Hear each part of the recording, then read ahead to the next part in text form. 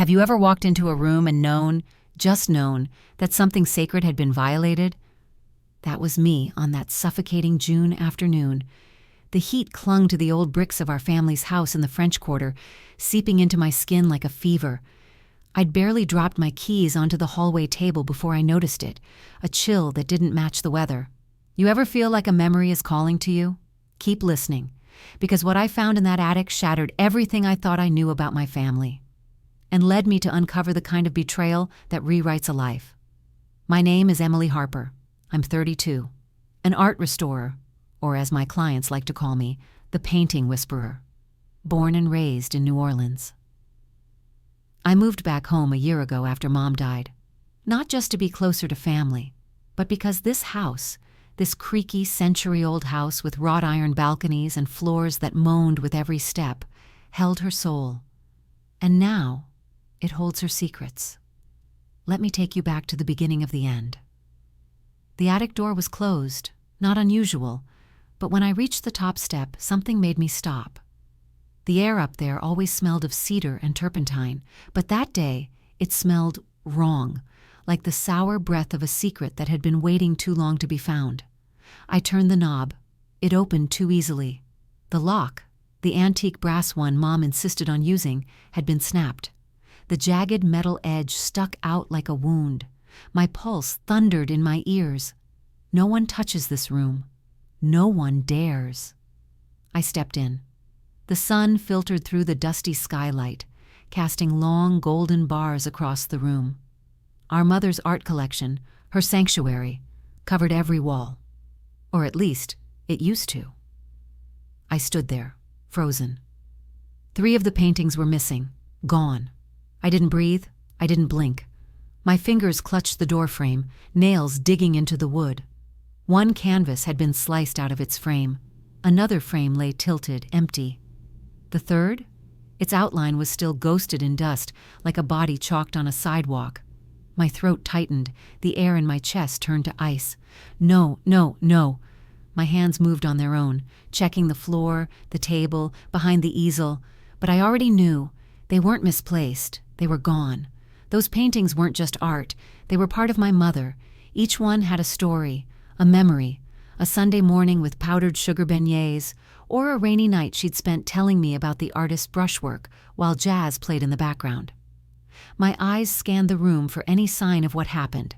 That's when I saw it, crumpled under the edge of a stool. A receipt. And then, a name. Nathan Harper. My brother. The world went silent. It was like the attic had swallowed every sound, every bird outside, every car below. All I could hear was the crinkling of the paper as my grip tightened. He sold them. He sold our mother's collection, the one she trusted me to protect. My knees buckled. I sat down hard on the wooden floor, the boards groaning beneath me.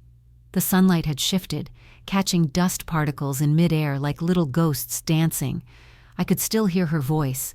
Emily, these pieces have survived wars and hurricanes, but people are the real danger.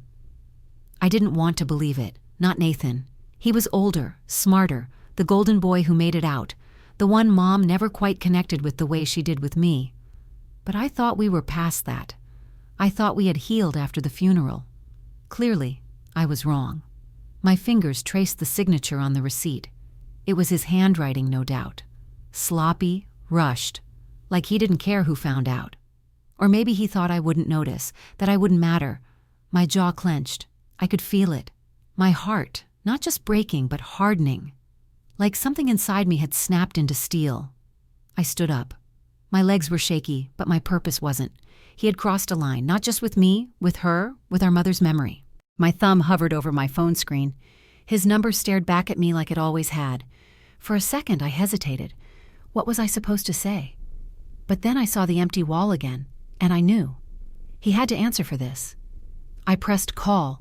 It rang once, twice, then I hung up. I wasn't ready to hear his voice. Not yet. I needed more. Proof, context, something. But I'd find it one way or another. Because if Nathan thought he could erase our mother's legacy with a forged signature and a silent deal, then he didn't know me at all.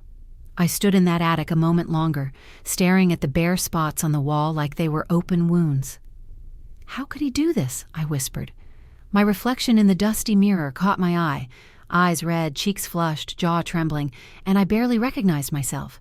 And that's when I knew. This wasn't just about the paintings. This was war. The attic felt smaller the longer I stood there, like the walls were folding in with every breath I took. I clutched the receipt tighter, the paper now damp with sweat and maybe rage. My legs finally moved, but not because I knew where I was going, just that I couldn't stay in that room another second. Downstairs, the air was thick and still. The antique fan in the hallway creaked overhead, barely shifting the weight of summer. I wandered into the kitchen. The old tiled floor was cool beneath my feet, but I felt like I was on fire. I poured a glass of water and didn't drink it, just stood there, staring at the sink, willing myself to make sense of what Nathan had done. Then a memory broke through, sudden, unwanted, and sharp. It was a spring afternoon. I must have been 9, Nathan 15. We were in that same attic, back when it still smelled like lemon polish and Mom's jasmine perfume. Sunlight poured in through the open skylight, dust swirling like glitter around us. "Let's paint a jungle," I'd said, already dipping my brush in emerald green. Nathan had groaned. "Why would I want to do that? That's stupid." I remember looking at him. Older, cooler, always half a world away, even when he was 2 feet from me. But Mom had walked in just then, carrying a tray of lemonade. "Oh, Em," she beamed, leaning over my shoulder. "That's beautiful. You always see color in such a special way." She didn't even look at Nathan's canvas. Didn't ask. Didn't notice he'd left his completely blank. His jaw had tightened just slightly. And now I was starting to see it. The cracks that had been there all along. I picked up my phone again. This time, I didn't hesitate. He answered on the 3rd ring. His voice came through cold and clipped. "What?" My chest tightened. "You sold them." A pause. Then, "I don't know what you're talking about." I swallowed hard. "Don't lie to me, Nathan. I found the receipt, your signature, 1.2 million you stole from her, from me." He exhaled sharply. "Don't act like you're the victim. She always made it your collection, like I never existed." My grip tightened around the phone. I could hear something in his voice, not guilt, not regret, bitterness, decades old. "That collection wasn't yours to sell," I said slowly, carefully. "It was her legacy. You knew that." "Don't get dramatic, Emily. You got the house. You got everything. I took what should have been mine." Silence. It wasn't just about money. It never had been. "She trusted me," I whispered. "Yeah, well," he snapped. "Maybe that was her mistake." The line went dead. I stared at the screen, my hands shaking. My heart wasn't just pounding anymore. It felt bruised, like something inside me had been yanked loose and left dangling. I didn't cry, not yet. I just stood there, frozen in the kitchen, the late sunlight crawling across the counter like time was trying to leave me behind. Then my phone buzzed again, a text from him. "Back off or you'll regret it." I dropped the phone. It clattered to the tile with a hollow sound. He threatened me. The brother who used to braid my doll's hair when I had chickenpox, who walked me to school that one winter when Mom was sick and Dad was working late. That Nathan, if he'd ever really existed, was gone. And maybe, just maybe, he'd been gone longer than I wanted to admit. My knees buckled. I sat on the floor, back against the cabinet, and let my head fall into my hands. My breath came out in shallow gasps. I wasn't sure if I was suffocating from anger or grief, or both. Why now? Why this? Why would he burn everything down just to feel like he'd won? I closed my eyes and tried to remember the last real conversation we had. After the funeral, maybe. When we stood in the parlor surrounded by too many lilies and not enough air. He said he had work in New York and left that night. He didn't come back for the reading of the will. Didn't call me. Didn't help clear out Mom's things. I thought he was just grieving differently, but now I saw it for what it was, abandonment dressed as indifference, jealousy hidden behind silence. I rose slowly, the tiles digging into my bare feet. My body felt stiff, like I was wearing someone else's skin. I picked up the phone again and stared at that last message. "Back off, or you'll regret it." My thumb hovered over the delete button, then moved past it. I screenshotted it. I wasn't going to erase proof. Not anymore. I walked to the living room, past Mom's worn armchair, the old lamp still covered in dust. I stood by the fireplace where her favorite sculpture, a small bronze dove, rested on the mantel. She wouldn't believe this, I whispered. Or maybe she always knew. A single tear rolled down my cheek, but I wiped it away quickly, angry that it had slipped out at all. I won't let him win, I said, and I meant it.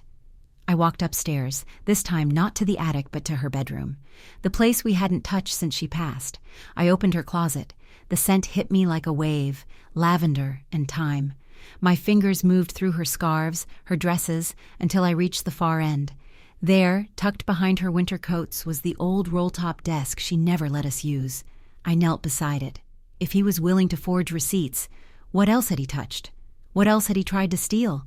Somewhere deep in my gut, I felt it. There was more than missing paintings, more than hurt feelings. A lie had been living here, breathing in this house, waiting, and I was going to find it.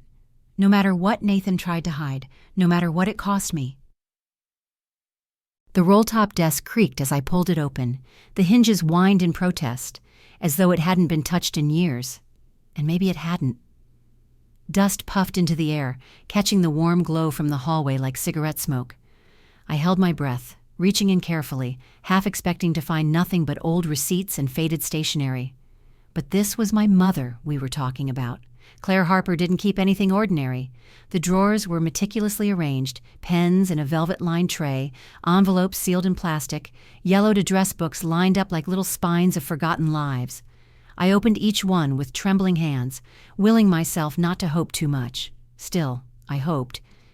My fingertips brushed the back panel of the bottom drawer, and I felt it.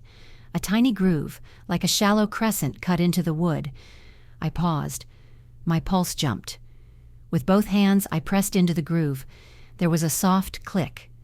The back panel shifted inward, and behind it, a compartment, hidden, deliberate. I reached in, heart thudding against my ribs like it was trying to escape, and pulled out a thick envelope. The paper was heavy, old, the kind that made a soft, dry crinkle with every touch. It was addressed in my mother's handwriting. Emily, for when the time is right. I didn't realize I was crying until the first tear hit the parchment. I sat on the edge of her bed, her perfume still faint on the quilt, and opened it with shaking fingers. The first line nearly took my breath away. My darling girl, if you're reading this, then I'm gone, and something has gone very wrong. I blinked hard, trying to focus. The handwriting wavered beneath my tears. This collection is yours, Emily. It has always been yours. I couldn't say it aloud while Nathan was around. I feared it would drive us apart. But I see now it may have happened anyway. I covered my mouth with my hand. Nathan is not who he pretends to be. He's made choices that have hurt this family more than you know. If he ever touches the paintings, if he ever tries to sell them, you must protect what's left. Not just for me, but for the history they hold. There's more than money at stake. More than money? Among the pieces is a painting I never had authenticated. I believe it could be a lost Audubon. I never told either of you. I couldn't risk it. But you have the instincts. You'll know it when you see it. My mouth went dry. An Audubon?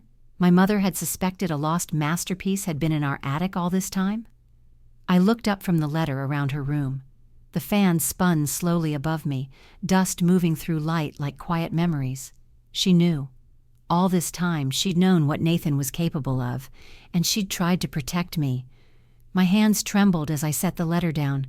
I didn't know what I felt more, grief or rage, or that strange, hollow ache of having someone speak to you from the grave with more clarity than they ever managed while alive. I stood and walked to the window. Outside, the street was glowing under the sunset. Long amber shadows stretched across cracked pavement. A dog barked somewhere down the block. The scent of honeysuckle drifted through the screen.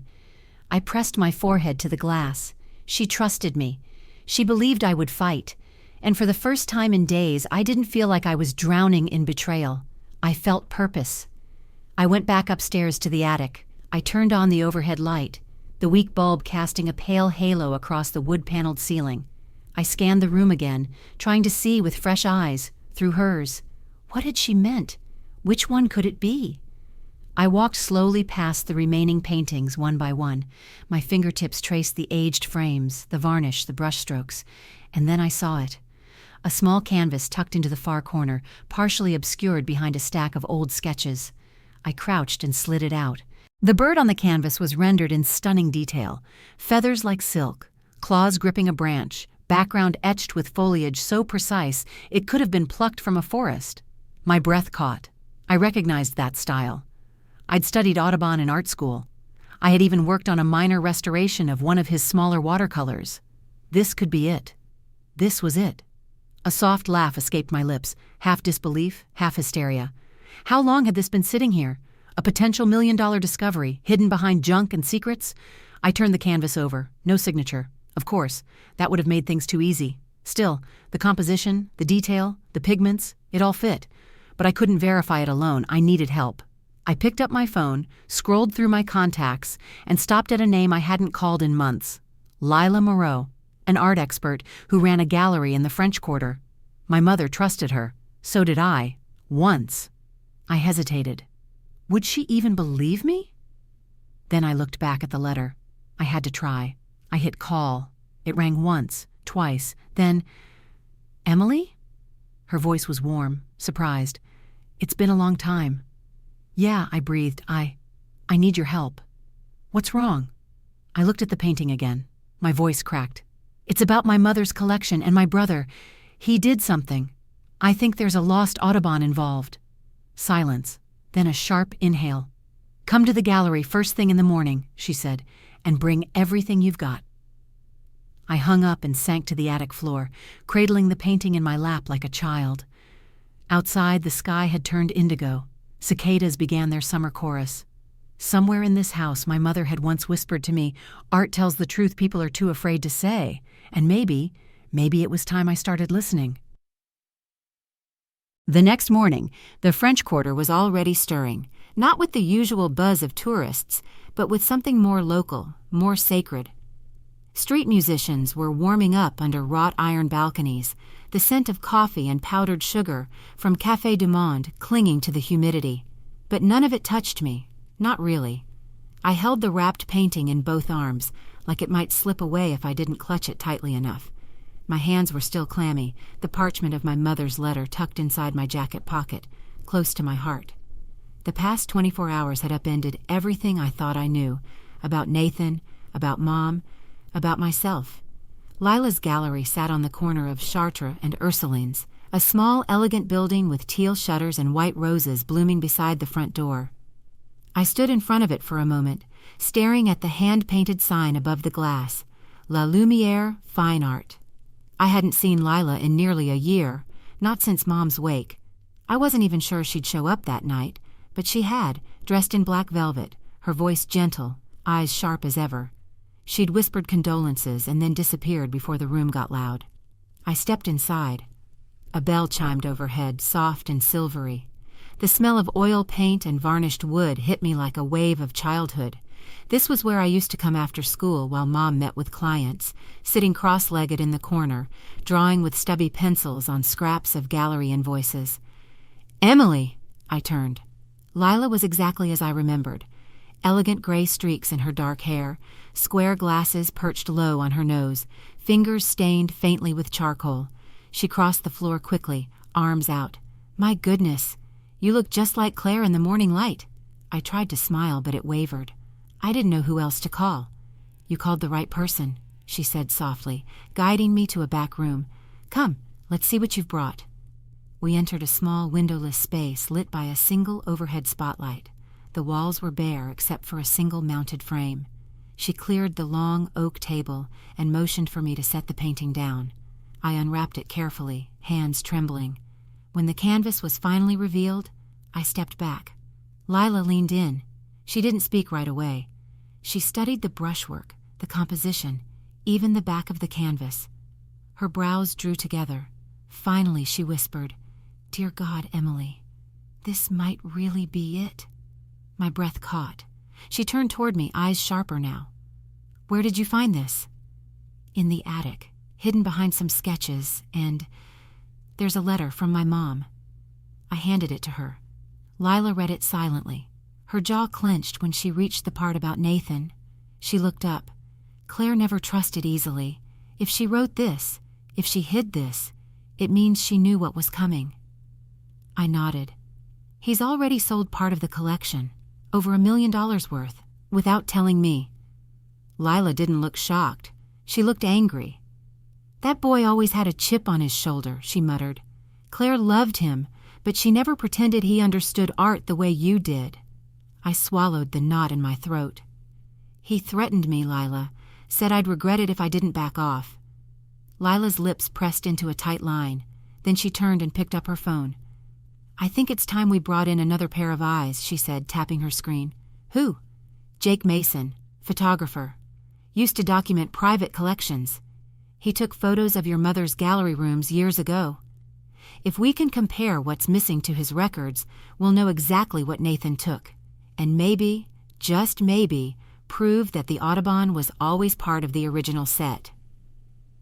Within the hour, Jake arrived.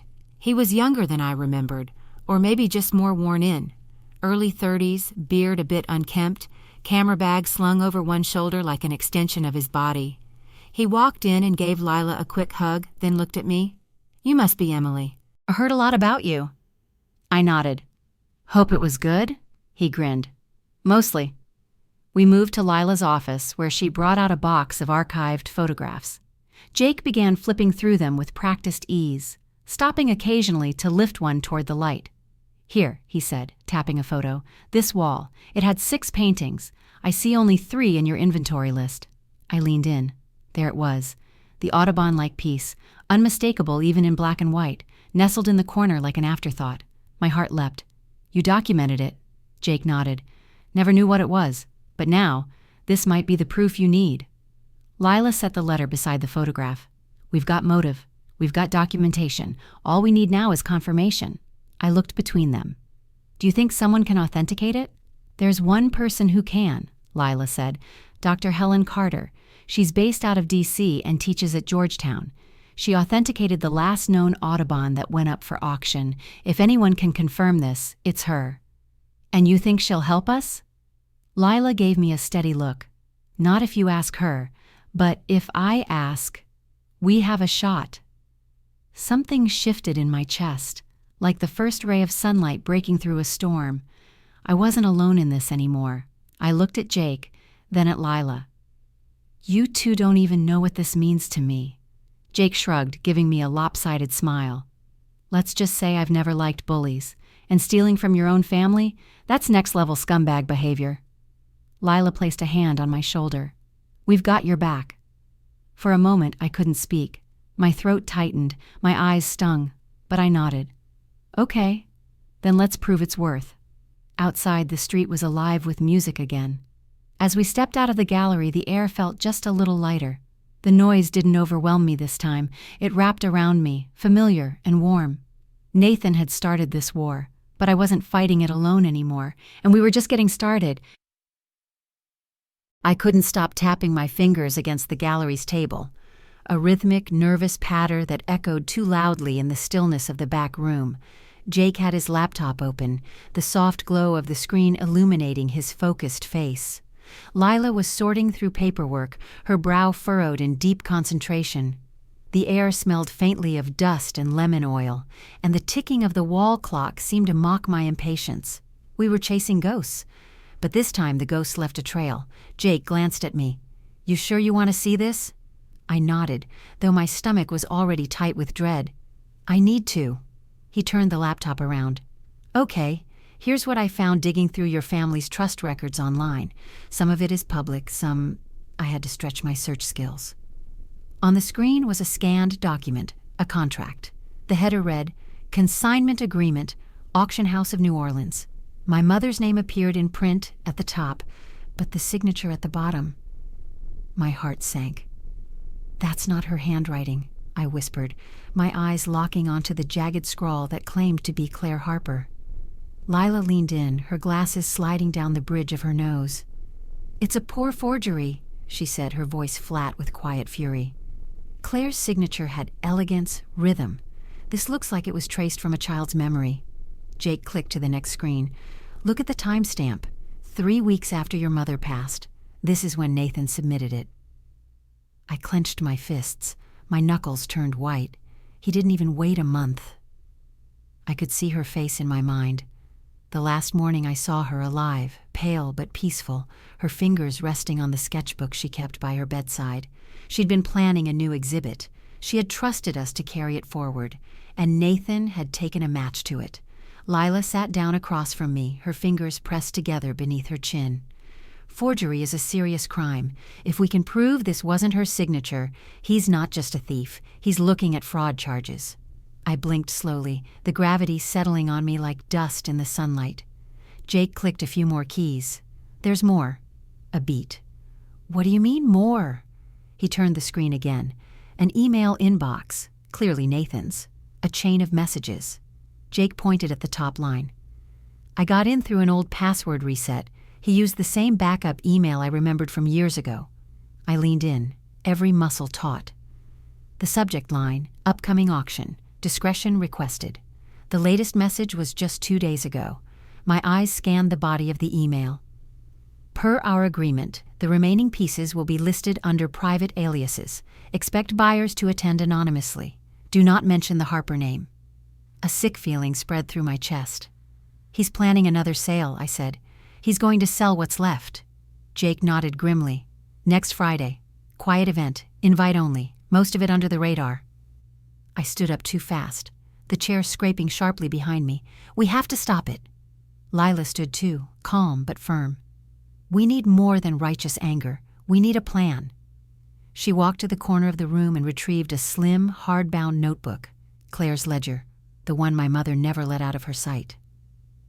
This is where it starts, she said, flipping it open to a page covered in neat, looping handwriting. Claire recorded every piece, title, artist, condition, estimated value. This is your proof. I reached out and touched the ink with trembling fingers. Every entry felt like a pulse from her, echoing back into the present. Jake, I said, voice steadier now, can you match this to your old photo documentation? He nodded. Already on it. We spent the next 2 hours cross-referencing everything. The photos Jake took 5 years ago, the current inventory Lila had helped me piece together, and the auction receipt I'd found in the attic. Each missing piece became a bullet point in a growing list of evidence. With every match, I felt a piece of myself being stitched back together, not by justice, not yet, but by truth. At one point, I noticed Lila staring quietly at a photograph of my mother holding a small seascape in her hands, smiling toward the camera. She never let go of this place, Lila said softly, even when the world let go of her. I swallowed hard. I think part of her knew, that Nathan, that he might do something like this. Lila met my gaze. That's why she left you the letter. She was handing you the sword, Emily. Now you have to decide how to use it. A heavy silence followed. I turned toward Jake. That auction, we need to stop it before it happens. Jake nodded. We can make noise. If we leak this to the right people, the auction house will think twice. But, he hesitated. But what? They don't care about family drama.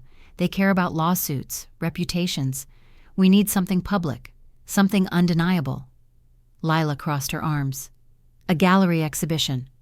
Both Jake and I turned to her. Excuse me? I asked. She stepped closer, voice gaining heat. We host an emergency exhibition. We invite press, collectors, scholars. We show the paintings you still have, especially the suspected Audubon, and we tell the story, with receipts, with photographs, with Claire's own handwriting. Jake blinked. You're talking about exposing him. Yes, she said. Publicly. We don't threaten him with lawyers. We show the world who he really is and let the court of public opinion work its magic. I exhaled slowly, the wheels turning in my mind. An exhibition, a spotlight, a way to turn shame into strength. I looked at them both, my voice shaking but resolute. Then let's build it, piece by piece. Jake tapped a key. I'll start pulling contact lists, media, collectors, influencers. Lila smiled for the first time all day. We'll need to choose the right moment to reveal the Audubon. Not a moment too soon, I said, but not a second too late. We stood around that table, papers and screens and history scattered between us like puzzle pieces. This wasn't just about protecting my mother's legacy anymore. It was about reclaiming my own. And if Nathan thought he could silence me with threats and disappearances, he hadn't seen anything yet. 2 days later, I sat in the quiet back room of Lila's gallery, my hands folded tightly in my lap, knuckles pale. The worn Persian rug beneath my chair did little to cushion the anxiety vibrating through my legs. The Audubon painting, or what we believed was an Audubon, sat on the display easel in front of me, lit by the soft, deliberate beam of a spotlight. Every feather, every shadow, every fleck of aged pigment shimmered like it was holding its breath. So was I. Jake hovered near the window, adjusting the camera angle for the video call. Lila stood by the door, arms crossed, expression unreadable, her gallery owner mask back in place. I could hear the whirring fan overhead, its blades spinning slow and uneven, slicing the tension like a dull knife. "All right," Jake said, looking at the laptop. "She's logging in now." I held my breath as the screen flickered and then stabilized. There she was, Dr. Helen Carter. Even through the grainy pixels, she exuded the kind of confidence that only came with decades of being the sharpest person in every room.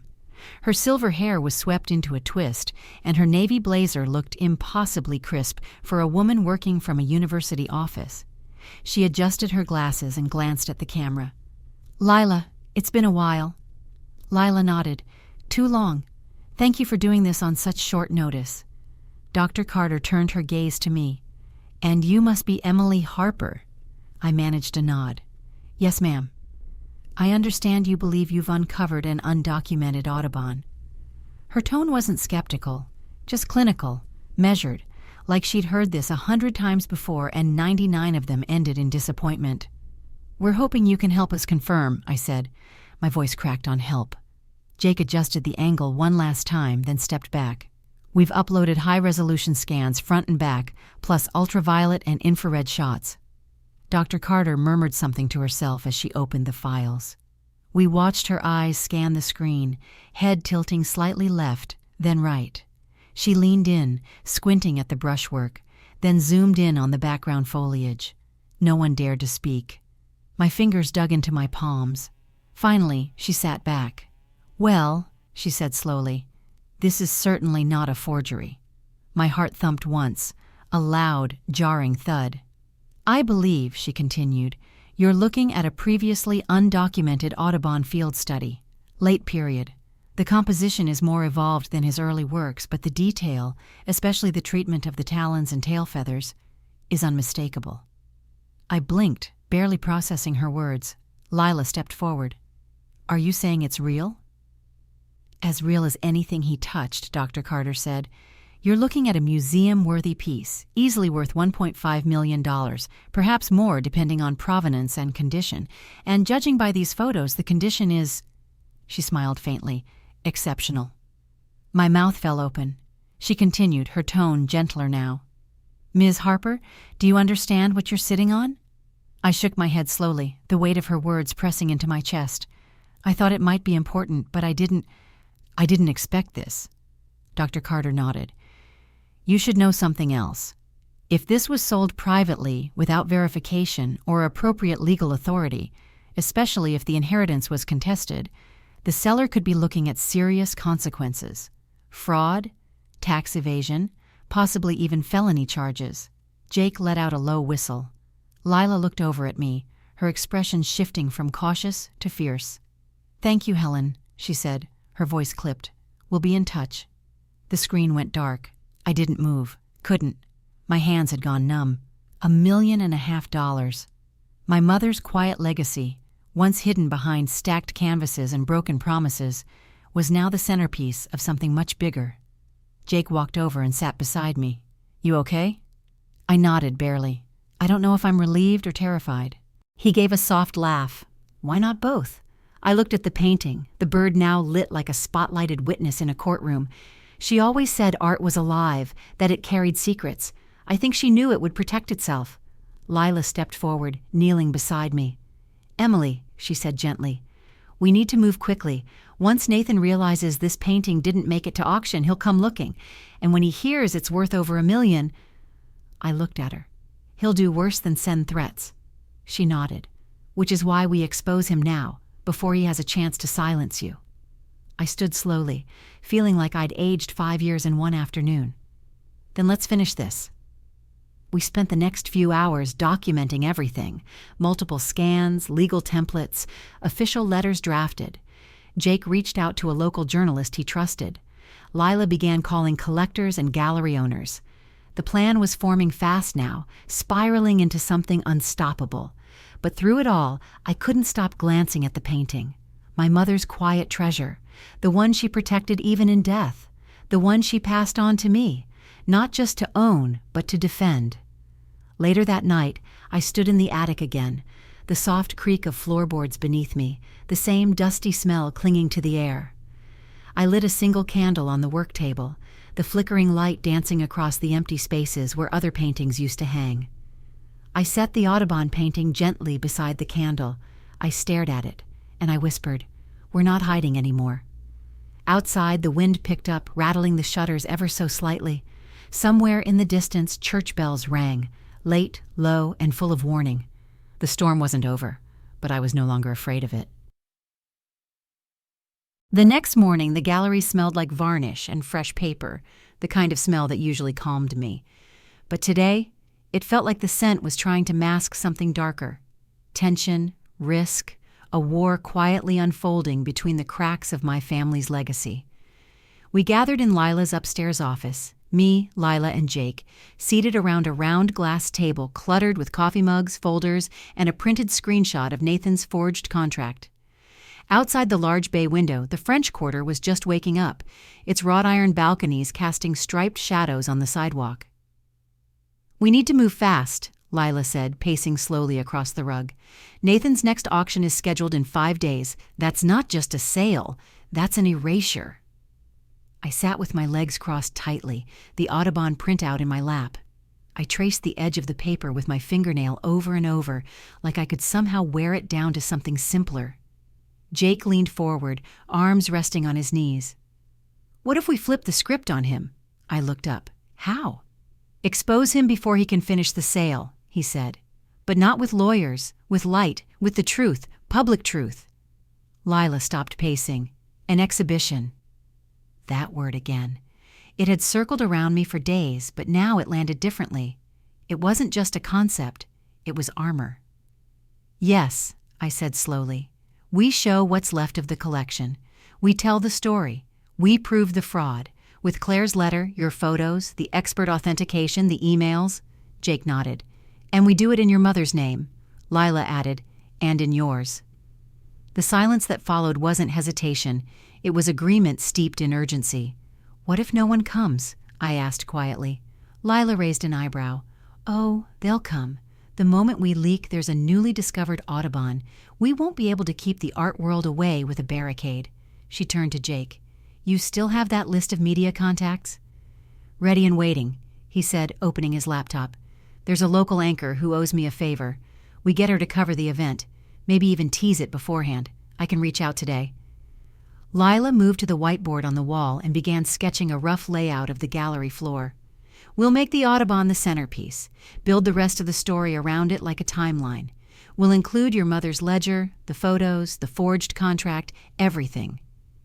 I felt a strange heat behind my eyes. It wasn't just relief, it was power, a kind of power I hadn't known I was allowed to have. Lila turned to me, her eyes softening. "Emily, you'll need to speak at the event. Tell the story."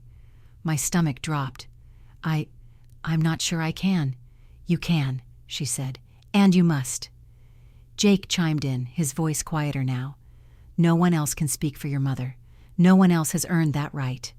I nodded, but the knot in my throat didn't budge. That afternoon we cleared the gallery floor. The walls echoed with every footstep as we moved the remaining pieces into place. The Audubon went under heavy security. Jake even set up a discreet alarm system. We worked late into the evening, measuring frames, printing story placards, arranging spotlights until each piece glowed like a silent witness. When we finally stopped to eat, lukewarm pizza and flat soda on the gallery floor, the exhaustion hit me like a wave. Lila glanced at me over her slice. "What are you thinking?" I hesitated.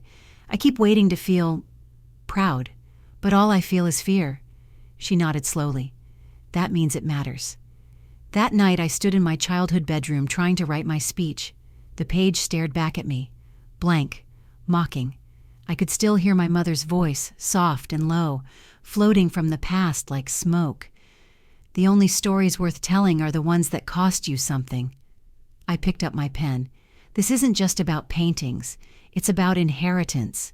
Not money, but truth. My mother asked me to protect this legacy, and I intend to honor that. I scratched out the second line, started again, then again. Eventually, I wrote something that felt like mine, not just hers, not just his. The next morning, we sent the press release. Private art collection to reveal newly discovered Audubon in emergency exhibit. Jake's contact at the station agreed to cover the event live. The phone didn't stop ringing after that. By Friday morning, exhibition day, the gallery buzzed with energy. Cameramen unpacked tripods, collectors whispered in corners, and the smell of champagne and wax polish filled the air. I stood in the dressing room, staring at myself in the mirror. My blouse was neatly tucked, my hair softly curled. But it was my eyes I couldn't look away from. They didn't look scared anymore. Not exactly. Lila knocked on the door. 5 minutes. I nodded. Emily, she said, lingering, your mother would be proud of you, no matter what happens. I wanted to thank her, but the lump in my throat got there first. Instead, I just squeezed her hand. When I stepped onto the gallery floor, the chatter quieted. Flashbulbs popped. The air turned electric. I walked to the podium, clutching my speech. My hands weren't shaking. Not this time. Thank you all for coming, I began. My name is Emily Harper, and I'd like to tell you a story about a mother, about a brother, and about a truth that refused to stay hidden. The room held its breath. I spoke of Claire's passion, of the attic where sunlight once kissed brushstrokes, of theft, betrayal, and a letter written in a dying hand. I didn't cry. I let the truth speak instead. And when I unveiled the Audubon, a collective gasp swept the crowd. A murmur spread like ripples in a pond. Jake triggered the screen behind me, projecting the forged contract, the expert's verdict, the stolen timeline. I looked out into the sea of faces, and that's when I saw him. Nathan, standing in the back, his face pale, jaw clenched, our eyes locked. He started to move. Nathan's presence hit the room like a cold gust of wind through a crack in stained glass. Conversation stuttered, a few heads turned. My voice, still echoing from the last line of my speech, caught halfway in my throat. He stepped forward slowly, weaving through the crowd with the swagger of someone who believed he still owned the room. His tailored blazer hung open, one hand clenched tight around his phone, the other twitching at his side. His eyes locked on the Audubon painting behind me, and then on me. Emily, he said, loud enough for everyone to hear, this is mine. The words landed like glass shattering. I stared at him, pulse pounding in my ears, the room fading until it was just the two of us, the brother I once trusted and the man who'd become a stranger. I didn't move. You forged our mother's signature, I said. My voice didn't rise, but it carried, clear, calm. You sold her paintings behind my back. You threatened me, and now you want to claim what isn't yours. I have rights, he snapped, stepping closer. Dad left this house to both of us. Dad died 10 years ago, I cut in, voice hardening. Mom left the collection to me. She didn't trust you, and she was right. Lila moved toward me, her heels clicking like a metronome. Jake flanked the other side, a quiet presence with his camera raised, filming. The gallery was utterly still now. Even the champagne flutes seemed frozen in midair. A local journalist in the corner lifted her mic. Mr. Harper, she said, eyes gleaming with the scent of scandal. Are you disputing the authenticity of your sister's claims? Nathan's jaw worked like he was chewing on words he couldn't swallow. He turned toward the crowd. She's manipulating all of you. That letter could be fake. That painting, he pointed at the Audubon, hasn't even been authenticated by the right channels. Jake stepped forward, clicking a button on the projector remote. The screen behind me lit up with the still frame of Dr. Helen Carter on the video call. Credentials underneath. Georgetown Art History Chair, Audubon Specialist. The quote we'd pulled glowed in white text. a previously undocumented Audubon, museum-worthy, worth over $1.5 million. The crowd murmured again. Phones came out. Flashes popped. The noise swelled like a wave, and Nathan's face began to change. Sweat beading at his hairline, eyes flicking left and right like he'd lost control of a car mid-turn. He barked, "This is a circus!" I took a step toward him. "No, Nathan, this is a reckoning." Then I turned back to the crowd, lifting the final piece of evidence, the original consignment receipt bearing his signature, and the matching date stamp from the auction house. Jake zoomed in with the live feed. "This contract," I said, holding it up, "was filed weeks after our mother passed. Her name was forged, her wishes ignored, her legacy sold." A hush followed. Then one man, older, graying, a collector I recognized from my mother's charity events, said aloud, "That's criminal." Another voice added, "Is this going to the police?" Nathan started backing up. "No cameras," he snapped, shielding his face. But it was too late. A woman in heels and red lipstick was already live streaming. Lila leaned in. "You should leave now, Nathan." He turned to her. "You've always taken her side, all of you." Then his voice cracked, just a little. "She got everything. You don't know what it's like to be forgotten." I opened my mouth, then closed it. There it was. Not anger, not entitlement, loneliness. But it didn't make this right. "She never forgot you," I said. "But she saw you clearly." Nathan's chest heaved. He looked like he wanted to scream or cry or run. Instead, he turned, shoved through the crowd, and disappeared through the door, his footsteps echoing off the tile. The room was still for a beat longer. Then a wave of applause broke out. Lila placed a hand on my back. "You did it!" But I wasn't smiling, because I knew my brother too well. Nathan wasn't finished. That night, the exhibition was declared a triumph. Media outlets picked up the story within hours. Long-lost Audubon discovered in Family Feud made front-page headlines. Local news anchors called me the art savior of New Orleans. But all I could think about was the look on Nathan's face, wounded, cornered, dangerous. Back at the house, I stood by the living room window, watching the oak trees sway beneath the moonlight. The Audubon painting was safely secured at Lila's gallery, locked behind a reinforced vault. Jake had insisted. I held a glass of wine in one hand, but didn't sip it. My other hand kept brushing against the envelope in my pocket, the last one my mother had written. Her words still lingered in my chest. "Protect what matters, even when it costs you." My phone buzzed. A text from an unknown number. "This isn't over. Let's make a deal before it gets ugly." I stared at the screen. "Nathan." I didn't respond. I slid the phone face down onto the table, then turned off all the lights except for the hallway lamp. The silence in the house felt different now, thicker, less peaceful. Outside, a shadow passed across the lawn. I told myself it was nothing, but deep down, I knew better. Nathan had nothing left to lose, and I was the only thing standing in his way. I didn't sleep that night. I lay in bed staring at the ceiling, watching the soft amber light from the street lamps slant through the shutters. My thoughts raced like a reel of film gone wild, jumping from Nathan's face at the gallery to my mother's letter to that last message. Let's make a deal before it gets ugly. Ugly? It already was. At 3:12 a.m., I sat up, heart pounding like I'd been running. The silence in the house didn't feel calm. It felt loaded, like the hush before a scream. I reached for my phone again and reread the text. My thumb hovered over the reply button. Then I locked the screen and tossed it on the nightstand. He wanted a reaction. He wanted to pull me back into a web of manipulation. But I wasn't that girl anymore. The next morning, I drove to Lila's gallery in a fog. The French Quarter bustled like usual, tourists pointing at balconies, cafe waiters ferrying trays of chicory coffee and beignets. But it all moved past me like background noise. Inside the gallery, the air was cooler, safer. Jake looked up from his laptop, concern immediately shadowing his face. "You look like hell." "Didn't sleep," I said. Lila emerged from the back office, holding a folder. "We have news." I tensed. "What kind of news?" She handed me a printed letter, legal jargon thick and sharp as barbed wire. "Nathan's lawyer filed a challenge to the will this morning," she said. "He's trying to argue that our mother wasn't of sound mind when she wrote the letter and updated the collection's beneficiary."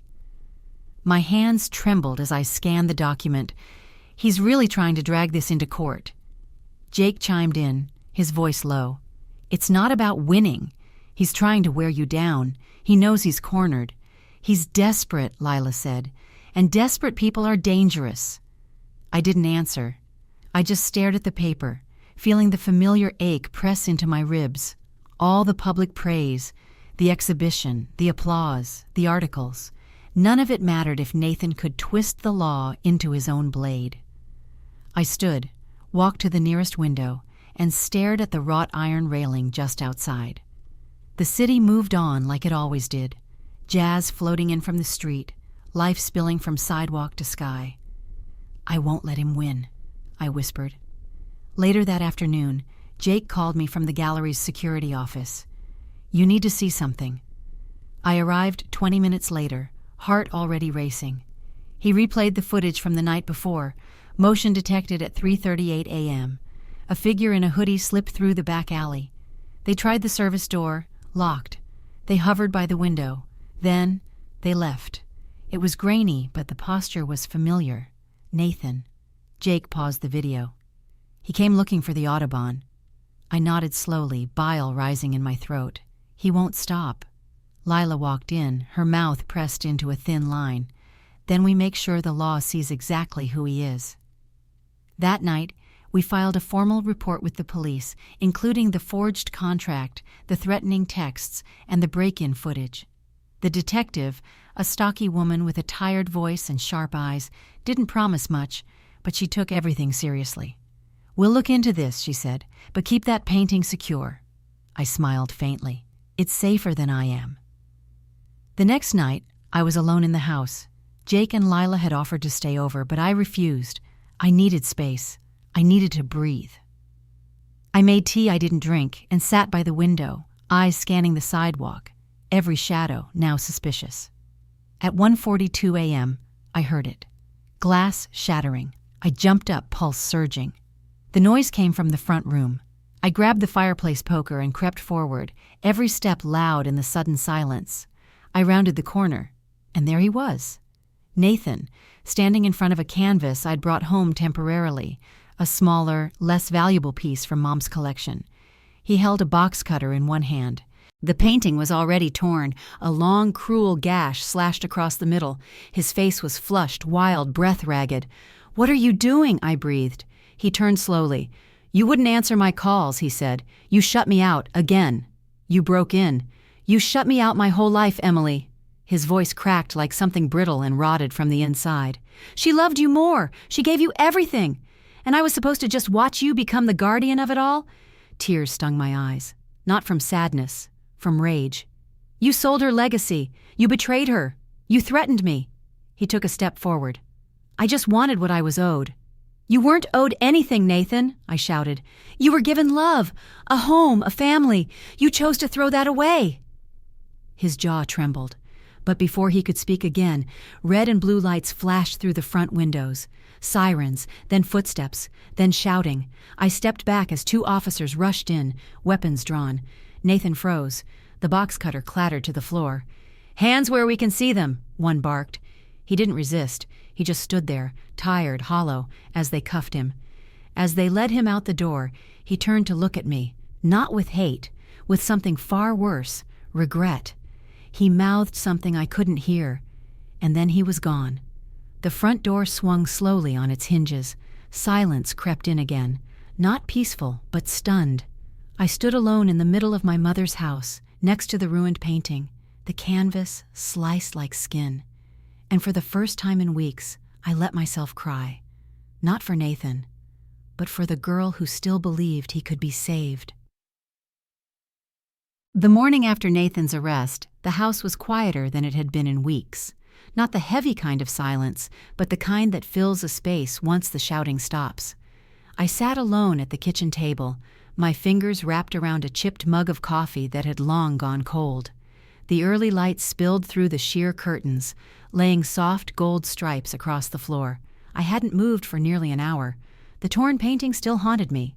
We'd rolled it up and set it aside for restoration, but I could still feel the violence in every stroke of the blade, like the house itself was bruised. And yet, I could breathe again. A text buzzed on my phone. "Detective Ramirez. Confirmed.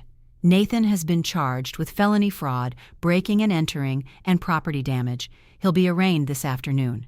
We're recommending full protective orders." I stared at the screen for a long time. It was over, at least legally. I pressed the mug to my lips, the bitterness grounding me. Jake arrived a little after 10, a box of donuts in one hand, his phone in the other. "You're on the front page," he said, waving the screen toward me. I glanced at the headline. "Local art restorer exposes family fraud, uncovers lost Audubon in stunning twist." Underneath it, a candid photo of me from the gallery, mid-speech, eyes focused, hand on the podium. The caption read, "Emily Harper, the reluctant heroine of the New Orleans art world." I shook my head. "Reluctant is right." Jake dropped the box on the table. "You're a public figure now." "That's terrifying." He laughed, then offered a jelly donut. "The museum called." I raised an eyebrow. "Which one?" "The New Orleans Museum of Art. They want to feature your story. A spotlight installation, the Audubon, a few pieces from the collection, even the ledger your mom kept." My breath caught. She'd be so proud," I said quietly. Jake's expression softened. "She is," Lila called soon after. Her voice was buzzing with energy, the kind she only got when art made headlines for the right reasons. The gallery's been flooded with calls, collectors, journalists, even students.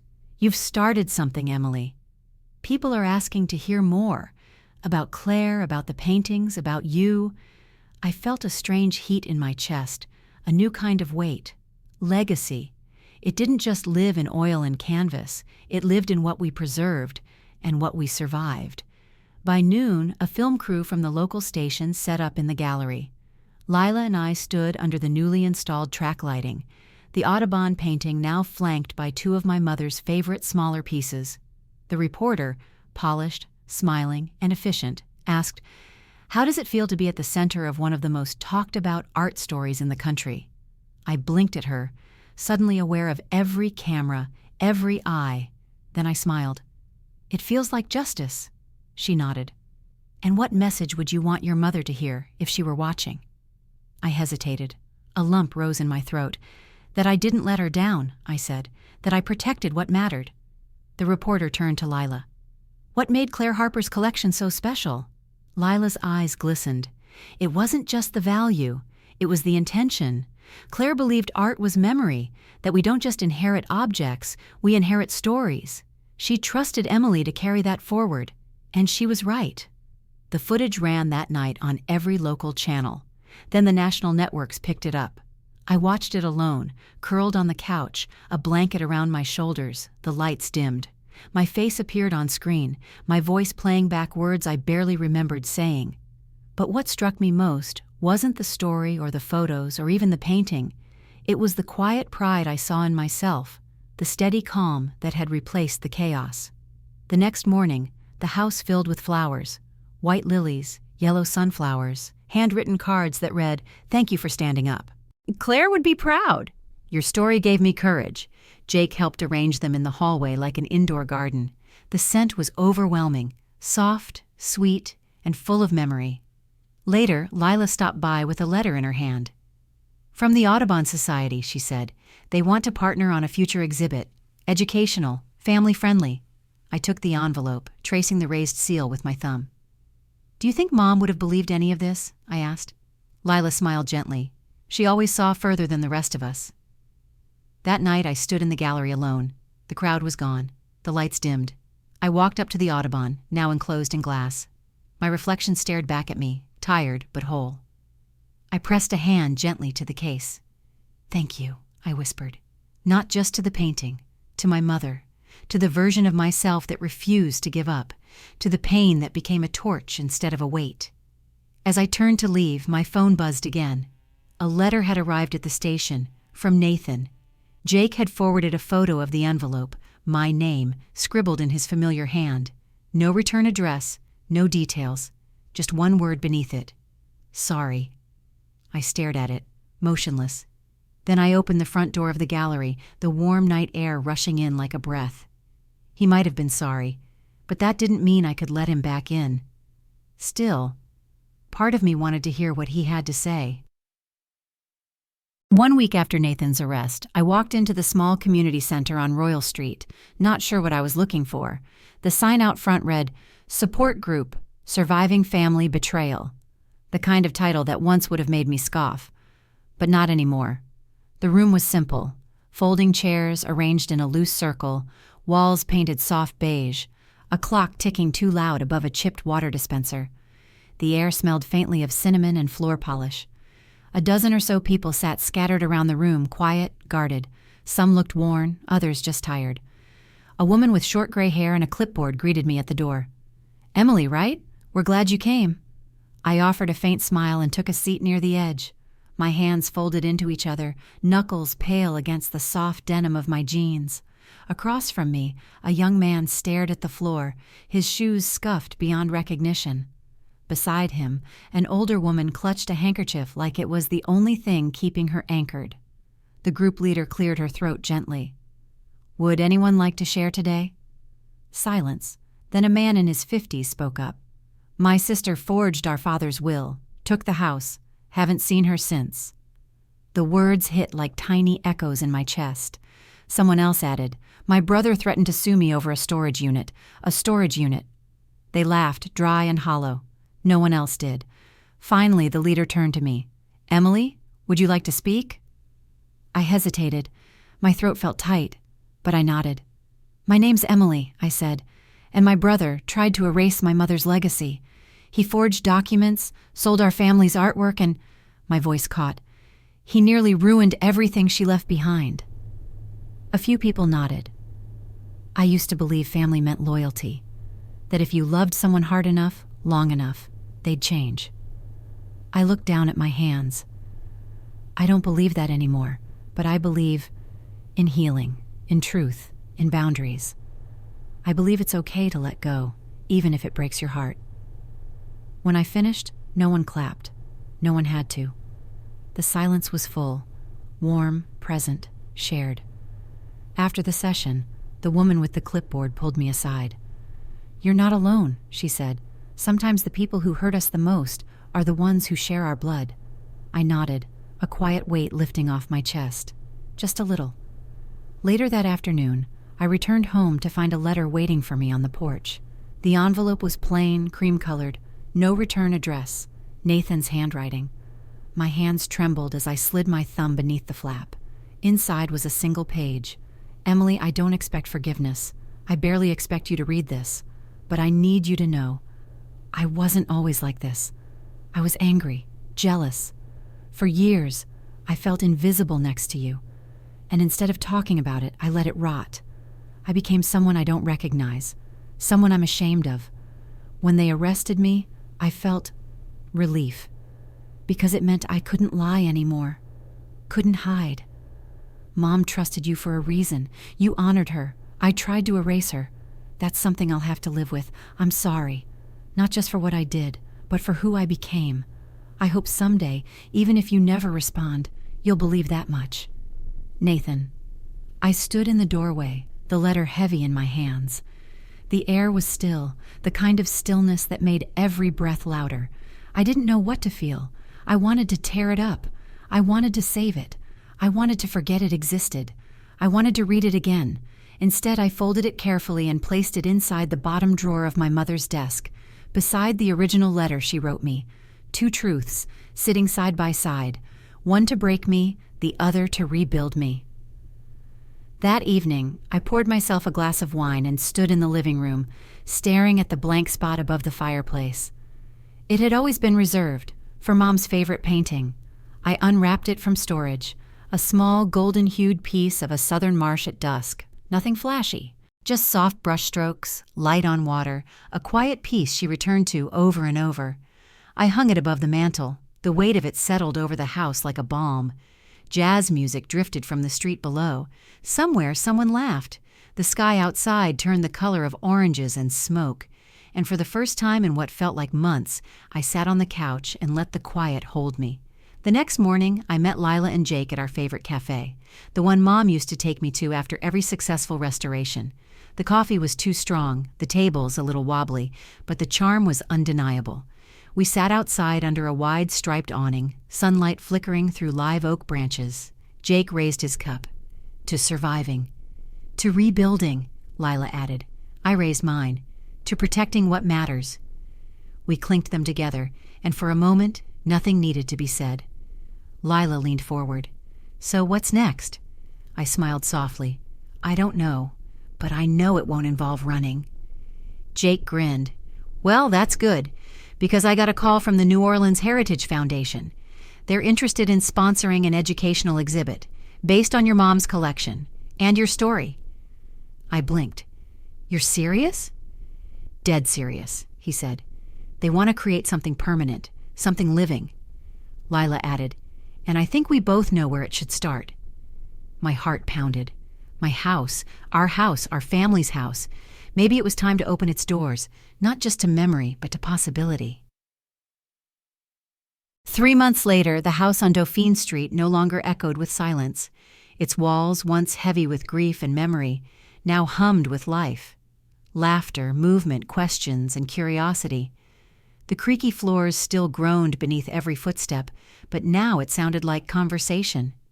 Like the past was learning how to welcome the present. The entryway had been transformed into a modest museum lobby, polished hardwood floors, restored molding, and warm track lights that highlighted a carefully curated gallery of my mother's collection. The Audubon hung in a secured display at the far end of the first room, beneath a glass dome with its own subtle spotlight. People stood before it every day now, their whispers full of wonder. I stood near the front window, watching a group of school children pile off a yellow bus. Their voices were high and eager, their teachers herding them with practiced chaos. One little girl clutched a spiral notebook with Art as Life scribbled on the cover in red crayon. I smiled. The bell above the door jingled as they entered, and the cool air carried in the scent of sunscreen and peanut butter. Lila greeted them in the foyer with a soft, guiding voice, pointing out the collection map and offering crayons for sketching. "Are you Miss Emily?" a boy with a cowlick asked me, staring wide-eyed. "I am," I said, crouching to his level. "You ready to see some pretty special paintings?" He nodded, gripping his notebook tighter. "Are they really worth $1 million?" I chuckled. "They're worth more than that, but not just because of money. Come see." The children followed me into the first room, their eyes widening as they took in the paintings. I told them simple stories about the birdwatcher who traveled across swamps, about my mother, who believed even quiet things had something to say, about how every brushstroke told a secret. One girl raised her hand. "Did your mom paint these?" "No," I said, smiling softly. "But she made sure they were never forgotten. And that's kind of like painting too, isn't it?" They nodded, solemn in the way only kids could be. In the back garden, Jake had set up easels for the kids to try painting their own masterpieces. Sunlight filtered through the leaves of the oak tree that had stood in that yard for longer than I'd been alive. The grass had grown back green and thick, where once it had been trampled with neglect. The smell of tempera paint filled the air, mixed with cut grass and summer heat. Laughter rang out as brushes flew and colors collided in beautiful chaos. Jake snapped candid photos, crouching low, smiling behind the lens. I stood on the porch watching them, a cold lemonade in hand, sweat curling at my temples. Lila joined me with a folder in hand. "The museum board sent their final approval. They're making it official. This house will be the first branch of the Harper Art Education Initiative." I blinked. Wow. She nodded, proud. "It's not just a legacy, it's a movement now." We stood in silence for a moment, watching the kids paint, the light dancing off the tips of their brushes. "You think she'd be happy?" I asked quietly. Lila didn't hesitate. "She'd be in tears, but the proud kind." Later that afternoon, as the last school bus pulled away and the gallery quieted again, I walked upstairs to the attic. It still smelled faintly of cedar and old oil paint, but it had been cleaned, restored, honored. I stepped over the threshold and paused, looking around. This was where it started. This was where I found the receipt, where I shook with anger and grief, where my hands trembled with betrayal. And now it held light, purpose, memory that healed instead of hurt. In the far corner, I'd placed a small velvet chair. I sank into it and pulled out my journal. Legacy isn't just about what we're given. It's about what we choose to preserve. About the love we refuse to let be erased even when others try. I closed the journal and stood again, crossing to the window. Outside, the city pulsed with color and music and life. The same city that raised me. The one that, despite it all, still felt like home. The doorbell rang downstairs. When I opened the door, a woman in her 60s stood there, holding a faded photo in her hand. Her eyes welled with tears the moment she saw the foyer. "I knew your mother," she said. "We went to art school together briefly. I heard what you did. I had to see it."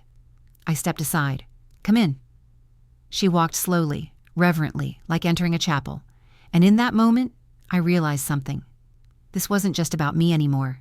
It wasn't even just about Claire. It was about every person who'd ever been silenced, stolen from, or told that memory didn't matter. It was about rebuilding from ruin and turning pain into preservation. Before she left, the woman pressed the photo into my hands.